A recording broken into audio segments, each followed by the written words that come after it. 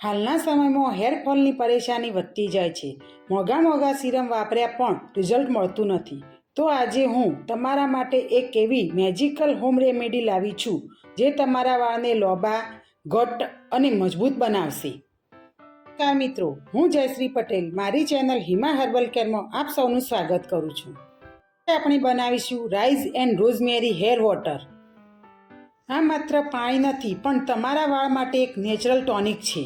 વિડીયોના એન્ડમાં હું એવી એક સિક્રેટ ટિપ્સ આપીશ જેનાથી આની અસર ડબલ થઈ જશે, એટલે વિડીયો સ્કીપ કર્યા વગર છેલ્લે સુધી જોજો. આ માટે આપણે અડધો કપ ચોખા લઈશું. ચોખાને 2 થી 3 પાણીથી ધોઈ લઈ પછી તેમાં 1.5 ગ્લાસ પાણી ઉમેરીશું. બીજા ઇન્ગ્રેડિયન્ટ્સ તરીકે આપણે રોઝમેરીનો ઉપયોગ કરવાના છીએ.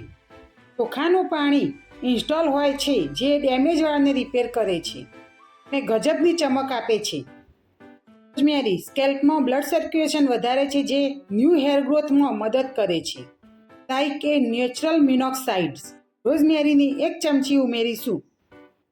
10 થી 15 મિનિટ ધીમા તાપે તેને થવા દઈશું.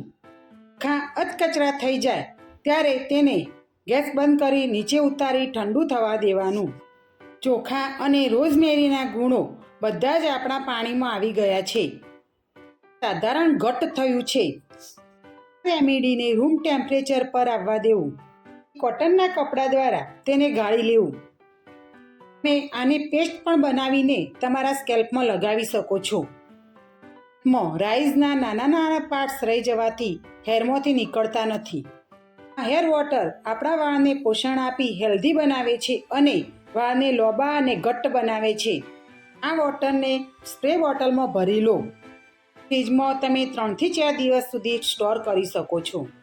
તમારા સ્કેલ્પ પર સેક્શન પાડીને સ્પ્રે કરો. 5 મિનિટ સુધી હળવા હાથે મસાજ કરો. 2 કલાક પછી હેર વોશ કરી લો. મારા હેરમાં તમે તેનું રિઝલ્ટ જોઈ શકો છો. એ મેં પ્રોમિસ કર્યું હતું કે આજે હું તમને સિક્રેટ ટિપ્સ આપીશ. પાણી બનાવતી વખતે જો તમે તેમાં 2 થી 3 લવિંગ નાખશો તો તે સ્કેલ્પના ઇન્ફેક્શનને દૂર કરવામાં મદદ કરશે. પાણીથી તમારા હેર કડક થતા લાગે તો તમે તેમાં 1 ચમચી કોકોનટ ઓઇલ ઉમેરી શકો છો.